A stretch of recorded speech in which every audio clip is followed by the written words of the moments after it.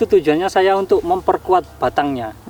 Jadi kalau dimasukkan unsur P itu kan ada hujan badai lah kayak gitu hujan badai itu. Ternyata itu nggak roboh sama sekali. Assalamualaikum warahmatullahi wabarakatuh. Salam sehat, salam sejahtera untuk kita semua. Gimana nih kabarnya sahabat MMT Indonesia dimanapun kalian berada? Semoga sehat selalu dan semoga dilancarkan segala urusan. Amin ya robbal alamin. Kembali lagi bersama saya Mas Coy di channel YouTube sahabat MMT Indonesia, channel Mitra Kemajuan Petani. Nah, di cuaca hari yang sangat cerah ini teman-teman, saya berkesempatan untuk bersilaturahmi ke salah satu petani muda ini teman-teman di daerah Mojokerto teman-teman dengan budidaya tanaman cabai merah besar yang sangat luar biasa teman-teman. Untuk buahnya juga sangat full buah sekali teman-teman. Nah, perlu diketahui juga untuk di daerah sini teman-teman sangat endemik untuk serangan hama dan juga serangan virus kuning teman-teman. Akan tetapi dengan upaya dan perawatan yang beliau lakukan ini masih bisa masih bisa bertahan teman-teman untuk dari serangan virus kuning. Dan untuk di sini juga cuacanya cukup ekstrim teman-teman. Nah, ingin tahu kan kira-kira bagaimana perawatan yang beliau lakukan sehingga menghasilkan tanaman yang bisa dikatakan sangat luar biasa, mulai dari pertumbuhan maupun pembuahannya sangat maksimal sekali teman-teman. Tanpa berlama-lama lagi,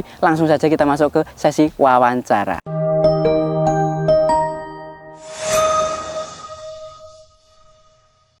Baik sahabat MMT Indonesia dimanapun kalian berada, seperti yang sudah saya katakan di awal tadi, kali ini kita akan membahas tentang budidaya tanaman cabai merah besar teman-teman. Nah, berhubung di samping saya sudah ada sang pemilik lahan, monggo Mas bisa perkenalan diri dulu. Oke, perkenalkan nama saya Gerul Panca Mustafa, asal dari Desa Sumber Kembar, Dusun Sumbersono, Kecamatan Pacet, Kabupaten Mojokerto. Kalau boleh tahu panggilannya siapa Mas? Saya di sini dipanggil Tova atau Panca. Nah, jadi pada kesempatan kali ini alhamdulillah kita berkesempatan untuk silaturahmi ke tempat Mas Tova ya Mas ya. Nah, kalau kaitannya dengan budidaya ini Mas, kalau untuk saat ini yang ditanam ini cabai apa Mas? Ini saya tanam CMB, cabai merah besar. Untuk varietasnya ini Baja MC. Baja MC. Ya, Baja MC. Dan untuk yang ditanam saat ini berapa populasi Mas ini Mas? Ini kurang lebih 5 cepet itu kira-kira 7 ribuan. 7 ribuan ya? 7 ribu. Sekitar 7 ribu populasi. Dan ya, untuk saat ini udah usia berapa sih Mas? Ini ada yang umur sekitar 70, 75 sama 65, ada yang 50. Oh, itu mungkin di usianya itu berbeda-beda ya Mas? Berbeda-beda, soalnya kan ini gara-gara saya tanamin sendiri semua ini. Oh, jadi dari 7.000 populasi ini hanya digarap Mas Tova sendiri ya Mas ya? Saya garap sendiri dari awal tanam, dari pokoknya perawatan semua itu saya handle sendiri lah. Di handle sendiri ya, jadi benar. Ibaratnya nggak perlu nge-gym udah udah berposter ya Mas ya, udah kuat ya Mas ya. Nah, dan kalau boleh tahu Mas, untuk kaitannya dengan lahan Mas, kalau untuk lahan di sini ini yang lahan khususnya lahan yang ditanami saat ini itu lahannya karakteristiknya bagaimana Mas? Ini tanahnya kalau orang-orang bilangnya ini tanah merah gitu Mas, agak kemerah-merahan. Dan ini, kalau kayak saya lihat ini keras banget ya Mas ya, keras, saat ini ya Mas ya. Keras banget ini Mas. Kalau untuk untuk pengolahan lahan kemarin Mas, pas awal tanam ini Mas, itu lahannya itu berarti udah lahan bekas atau lahan baru Mas kemarin Mas? Ini alhamdulillah lahan baru ini Mas. Lahan baru untuk tanaman CMB ini ya Mas. Dan kemarin kalau untuk olah lahan sendiri yang dilakukan apa aja, mungkin di pupuk dasar apa aja Mas yang dimasukkan Mas? Untuk pupuk dasarnya pertama saya pakai ini kohe kambing. Kohe kambing. Ya, terus yang kedua itu pakai vertipos. Vertipos. Ya, cuman itu doang. Terus habis itu dikasih ini dolomit. Ya, jadi untuk pupuk dasarnya itu hanya menggunakan kohe kambing ya Mas ya. Dan itu ada vertipos juga dan juga ada dolomit ya Mas ya. Dolomit. Kalau untuk kaitannya dengan jarak tanam Mas, kalau jarak tanam yang digunakan ini berapa Mas? Ini saya agak lumayan lah, sekitaran 50 sampai 55 ini. 50 sampai 55. Dan kalau saya lihat ini polanya itu zigzag ya Mas ya. Benar zigzag. Kalau mungkin alasannya mungkin alasannya ini pertama untuk memudahkan perawatan. Kalau untuk zigzag kan di sini dikocor, nah itu bisa dikocornya sebelah sana. Jadi zigzag ini gampang, memudahkan untuk perawatan. Iya, jadi dengan pola tanam pola zigzag ini istilahnya bisa mempermudah di perawatan gitu ya Mas ya. Benar. Dan kalau kaitannya dengan ini Mas, untuk perlakuan setelah tanam Mas, itu pas setelah tanam perlakuan yang dimasukkan kira-kira apa aja Mas? Perawatan mungkin di fase pertumbuhan vegetatif gitu. Yang pertama itu saya masukkan yang unsur P-nya tinggi. Kayak misal Morden, terus langsung Ultradap, sama ini amino. Asam amino gitu ya. Ya, asam amino. Itu dimasukkan di usia berapa Mas kalau boleh tahu? Sekitar usia 5 hari, usia 10 hari gitu. Oh, jadi dimasukkan 5, 10 dan 15 ya. Terus gitu ya Mas ya. Kalau boleh tahu untuk tujuan tadi kan Mas juga sempat mengatakan perawatan pas vegetatif itu yang dimasukkan unsur fosfatnya yang tinggi ya Mas ya. Salah satunya dengan Morden tadi ya Mas ya. Benar. Nah, itu mungkin tujuannya untuk apa Mas kira-kira? Itu tujuannya saya untuk memperkuat batangnya. Jadi kalau dimasukkan unsur P itu kan lebih fokusnya ke ini batang. sebenarnya kalau di fase vegetatif. Soalnya ini kemarin pas sekitar umur berapa ya, 25 hari itu kan udah agak tinggi. Sebenarnya itu udah waktunya untuk ditali. Itu nggak saya tali. Nah terus itu apa namanya, ada hujan badai lah Hujan kayak badai, gitu, ya? kayak gitu hujan badai itu. Ternyata itu nggak roboh sama sekali mas. Iya sama sekali nggak ada yang roboh. Berarti untuk penggunaan seperti modern volt tadi contohnya itu bisa memperkokoh tanaman gitu ya mas ya? Memperkokoh tanaman itu kan kalau dari mekanisme ini ya pupuk ya. P itu kan untuk memacu perakaran sama untuk batang. Jadi kemungkinan itu akarnya kuat banyak sekali, terus langsung batangnya juga kokoh. Jadi meskipun kena hujan badai itu kemarin alhamdulillahnya nggak ada yang roboh sama sekali, satu pun nggak ada. Nah, mas. Tekstur tanahnya kalau ini kan keras banget ya mas ya. Dengan tekstur tanah yang keras ini apakah ada perlakuan mas setelah tanaman itu dimasukkan? Seperti ada pengocoran gitu, ada nggak sih mas? Ada mas, itu saya menggunakan ini asam humat. Berarti juga di tanah juga ada perlakuan ya mas, seperti pemberian asam humat itu ya mas? Ya benar. Mungkin kalau biasanya yang digunakan apa mas kalau asam humat? Itu asam humatnya saya menggunakan power soil. Power soil ya mas ya? Ya. Itu mungkin kalau biasanya dengan dosis berapa sih mas itu mas? Itu untuk satu kocoran biasa saya menggunakan antara 2 sampai 3 sendok makan. 2 sampai 3 sendok makan untuk satu kali kocoran ya? Ke 25 liter air. 25 liter air. Kalau untuk mungkin yang dirasakan selain itu mas, mungkin kalau di tanah kan tadi bisa apa ya, memperbaiki tekstur tanah juga ya mas ya. Nah kalau untuk di pertumbuhan sendiri gimana mas kalau yang dirasakan dengan penggunaan power soil itu mas? Itu pertumbuhannya sih ya alhamdulillah balance gitu mas. Seimbang gitu ya mas ya? Seimbang, bener seimbang. Terus kan menggunakan asam humat itu untuk ini apa namanya, mengurangi ini penggunaan pupuk kimia. Pupuk kimia ya, benar. Jadi misal kayak biasanya menggunakan 10 kilo pupuk kimia, nah itu bisa dipakai 7 kilo, itu sudah sama seperti 10 kilo. Oh, jadi ditambah asam humat gitu. Nah, jadi teman-teman selain dengan penggunaan asam humat untuk membenahi tanah, membenahi tekstur tanah, juga bisa menggunakan penggunaan pupuk kimia ya mas. Kayak yang biasanya ibaratnya dipupuk 10 kilo itu udah ibaratnya bagus. Nah ini pupuk kimia dikurangi cukup 7 kilo aja juga udah hasilnya udah sama ya, sama yang 10 kilo ya mas ya. Kalau kaitannya dengan mungkin kendala mas, kendala pas fase pertumbuhan biasanya apa sih mas kalau kemarin mas? Ini di hama ya, kalau di sini itu udah endemik sama trip, terus tungau, ya kayak sama ini kutu-kutuan, pokoknya yang sejenis kayak itu mas. Itu dahsyat banget mas di sini. Di 2 tahun terakhir ini. Berarti sini ibaratnya udah endemik ya, kayak trip juga ya mas ya. Kalau untuk mengatasi hal tersebut biasanya gimana yang Mas Tova lakukan mas? Itu yang pertama saya pakai ini, yang bahan aktifnya abamectin, terus piridaben, terus langsung imidacloroprid, terus sama kayak apa namanya untuk ini sih sebenarnya agak bisa sih kayak emamectin benzoat gitu. Terus pakai ada sekitaran berapa ya, 10 bahan aktif. 10 bahan aktif ya dimasukkan ya mas ya. Yang lain sih ini lupa aku mas namanya, kayak sulit kan ya. Tapi kalau itu tetap di rolling ya mas ya? Rolling mas. Rollingnya mungkin berapa hari sekali mas kalau untuk itu mas? Itu saya ini tergantung serangannya gimana. Jadi kita melihat pertumbuhannya itu kayak gimana. Begitu kita lihat, kita cek ada hamanya, dahsyat apa enggaknya gitu. Nah itu bisa di rollingnya apa namanya, penggunaannya ya, penggunaannya itu kita atur sendiri. Berarti untuk rollingannya itu diatur dengan apa ya, kondisi situasi di lahan gitu ya mas, serangan di lahan ya. Kita lihat sikonnya dulu. Dan kalau misalnya udah ada serangan mas, misalnya ini, itu kalau udah ada serangan apakah hanya cukup membersihkan hamanya saja atau juga tetap melakukan penyembuhan mas setelah itu? Oh iya mas, itu begitu hamanya udah selesai ya nggak bisa sih 100% selesai ya, itu kayak misal udah teratasi lah, ibaratnya teratasi. Nah itu kita booster menggunakan ini mas, kayak mikro makronya itu harus dilengkapin semua, sama suplemennya itu harus dilengkapin semua pokoknya. Oh jadi setelah pasca ibaratnya membersihkan hamanya itu ada penyembuhan juga ya mas, dengan unsur-unsur mikro gitu ya mas ya. Kalau biasanya yang dipakai apa mas?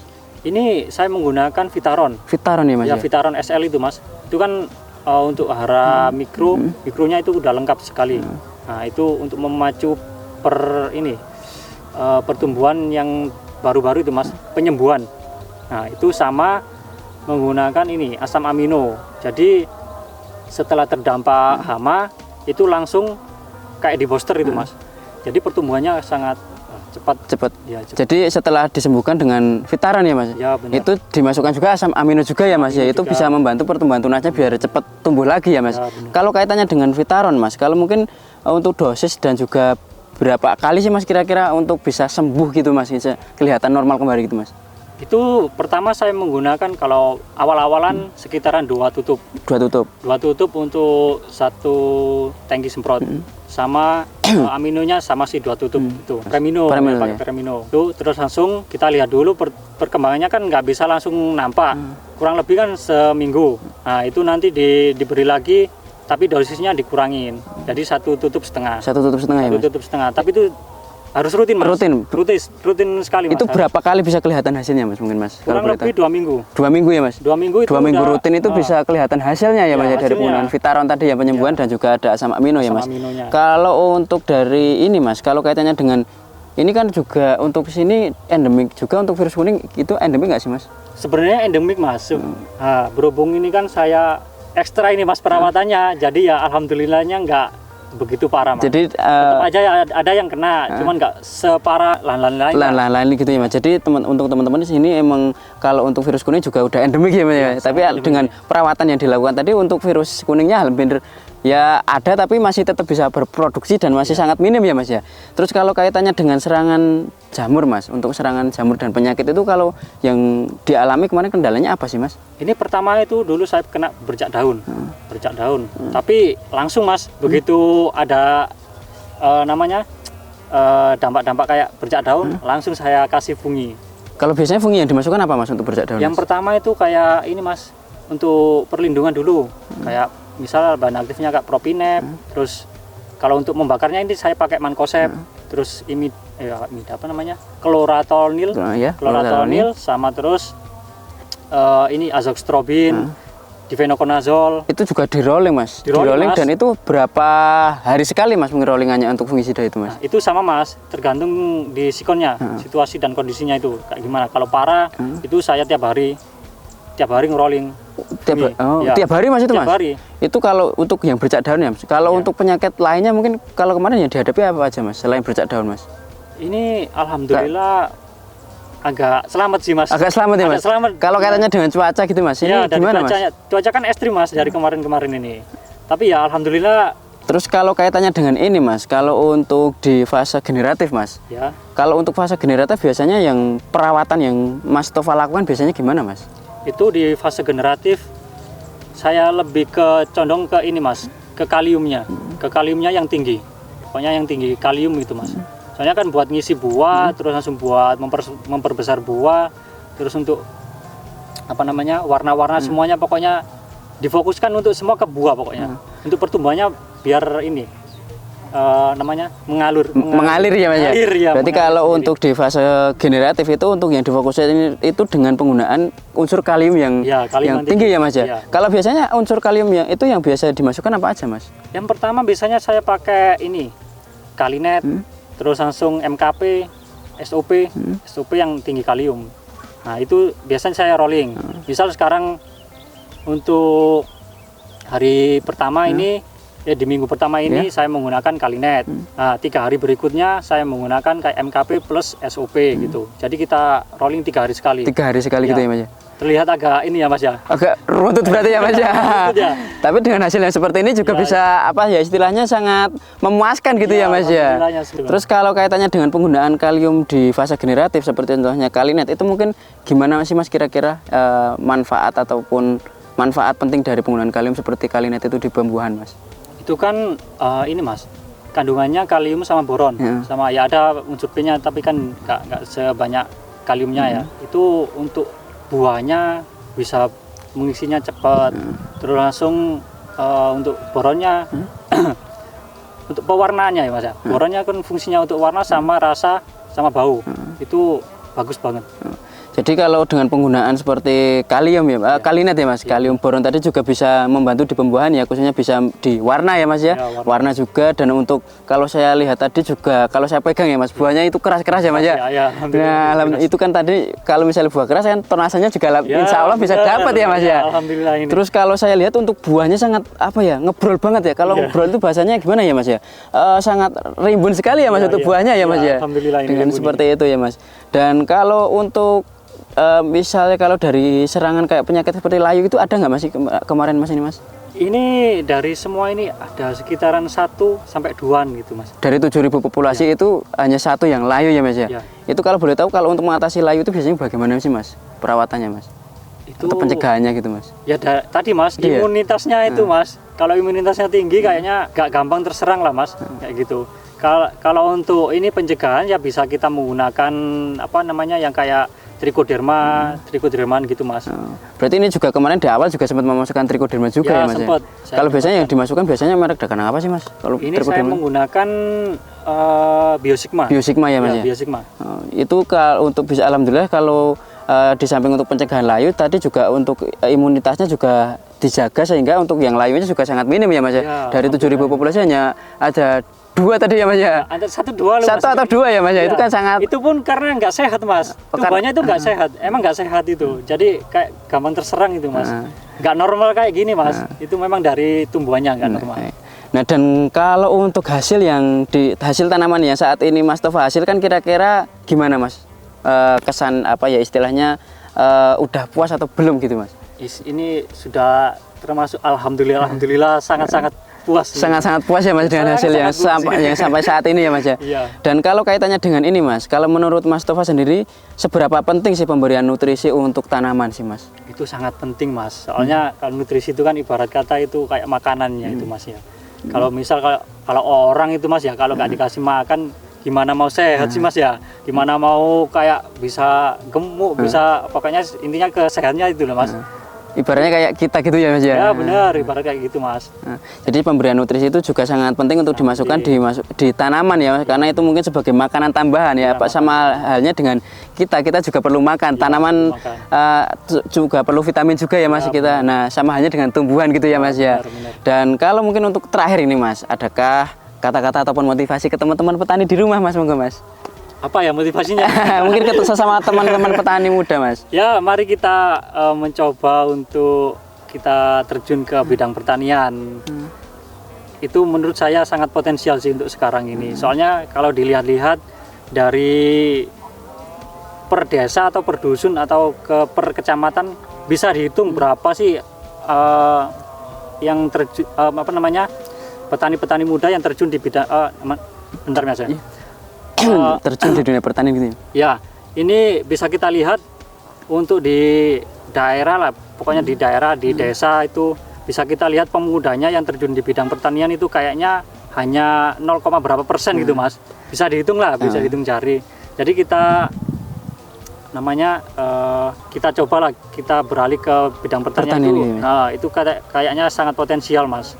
Kalau dilihat-lihat. Dan kalau ini kan kalau misalnya saya lihat kan ini juga Mas Tova sendiri juga masih petani milenial ya. Nah, biasanya petani milenial itu kan juga aktif nih di dunia media sosial. Nah, kalau Mas Tova sendiri gimana Mas ini untuk di dunia media sosial aktif enggak ini Mas? Ya ini mulai aktif lagi Mas. Nah mungkin kalau boleh tahu misal aktifnya di apa ini Mas? Di TikTok Mas sekarang Mas. Nah kalau boleh tahu mungkin bisa disepil Mas ke teman-teman. Misalnya kalau bisa teman-teman petani di rumah juga bisa apa istilahnya silaturahmi ke media sosial milik Mas Tova Mas. Mungkin ya, bisa dilihat di sini Mas. Oh bisa dilihat. Kalau untuk namanya Mas mungkin Mas? Namanya itu petani cabai atau Lombok Pacet. Oh, jadi itu tadi untuk akun media sosial TikTok ya Mas milik Mas Tova sendiri juga mulai merambah di situ ya Mas ya.